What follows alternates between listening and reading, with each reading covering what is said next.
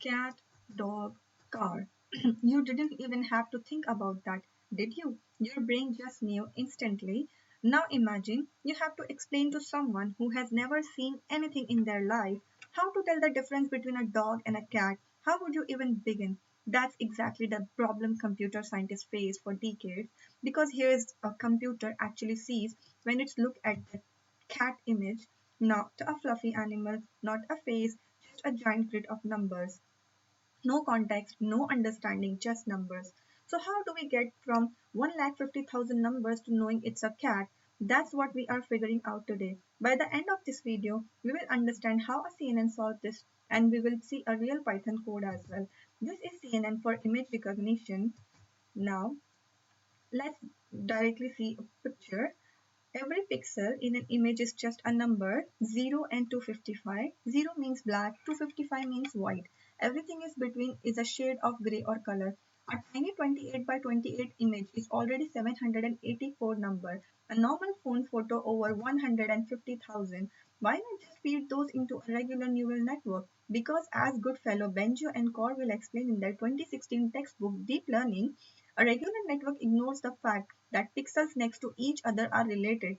It treats every pixel as totally independent. That's like reading a book one random letter at a time. No idea which letter are neighbors. We need something smarter. That's exactly what CNN gives us. Now, let me show you the magic is something called convolution. Imagine a tiny magnifying glass, just a 3 by 3 square, finding across your image one step at a time. Now, let me show you practically. So, here is a convolution visualizer. So, as we can see here, at every position, it looks at the 9 pixels underneath. This one is 5 by 5 input. So it multiplies each number by a number inside the filter and adds them all up. One output number. Do that across the whole image. You get a feature map. Now that was the practical. Now here, as you can see, we got the feature map, and now what we will get is we different filters find different thing. One find horizontal edge, another find curves, another find textures. Here is the clever part. Back in 1998, Lee Bhutto, Benju and Hafner published a landmark paper showing the network could learn the best filters automatically. No human needed to design them. The network figures out what to look for by itself. Let me show you this. Open the convolution visualizer by Yang hover over any pixel. It shows exactly which output cell is connected to. See that? That's one convolution step happening right in front of you. So as we can see, we are hovering our kernel, and that's what we are getting. So let's go ahead. Now next step is pooling. Now since we have feature maps, but they are still big, so we apply pooling.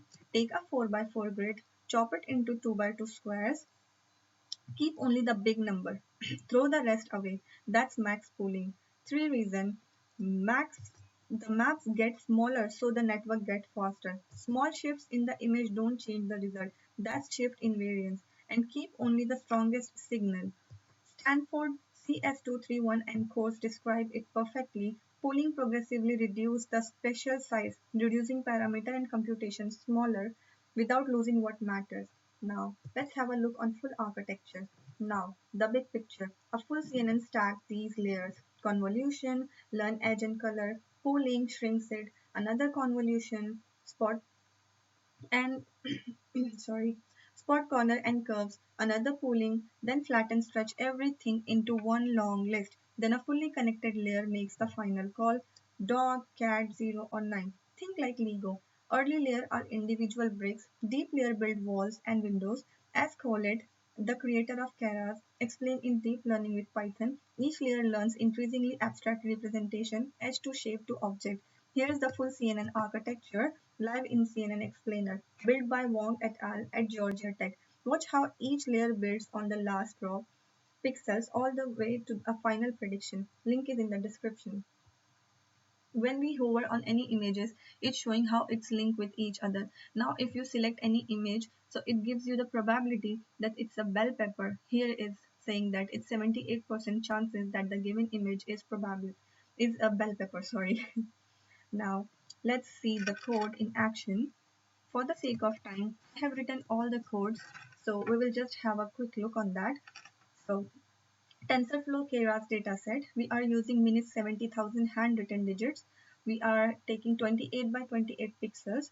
First, we are loading our data and normalizing our data by dividing it 255. So they sit between 0 and 1. Network trains better with small number. Then we build the model, and here is our model.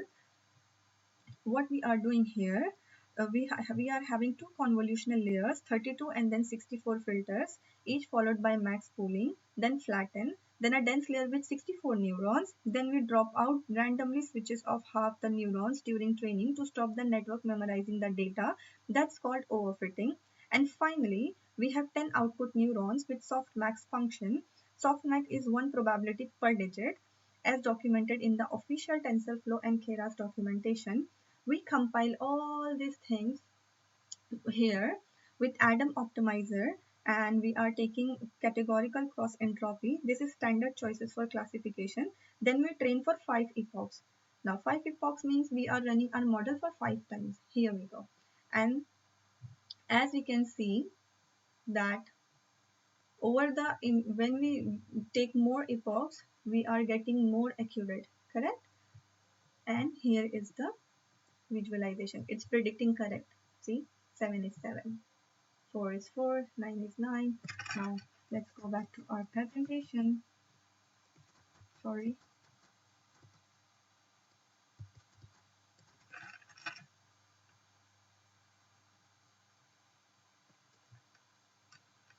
So we saw the code. Now we are seeing the result. So what is happening here? After just 5 epochs, we passes 60,000 images, over 99% accuracy on image. The network has never seen fewer than 100 mistakes out of 10,000. Look at the prediction. Green means correct, red means wrong, nearly all greens. And remember, Lee Kuhn's team in 1998 built this exact system to read handwritten digits, postcode for the US Postal Service, a major research breakthrough. Then today, a few lines of Python in minutes. That's how far we have come. Now, CNN are everywhere. Face ID on your phone, tumor detection in MRI scans, something catching things are the human eye misses, self-driving cars recognizing pedestrian in real time, background blur on your video call, every single one, a filter sliding across an image learning to see. 5 things we have learned today. 1. Images are grid of numbers. Regular network can't handle them. 2. Convolution learns visual feature automatically. Lee Kuhn at 1998. 3. Pooling shrinks maps keep the strongest signal. 4. Stacking layer goes from edge all the way to object. 5. In Python, with Keras following Cloyd deep learning with Python over 99% accuracy in minutes. All references are Harvard style, so you can just have a look. Thank you for your time.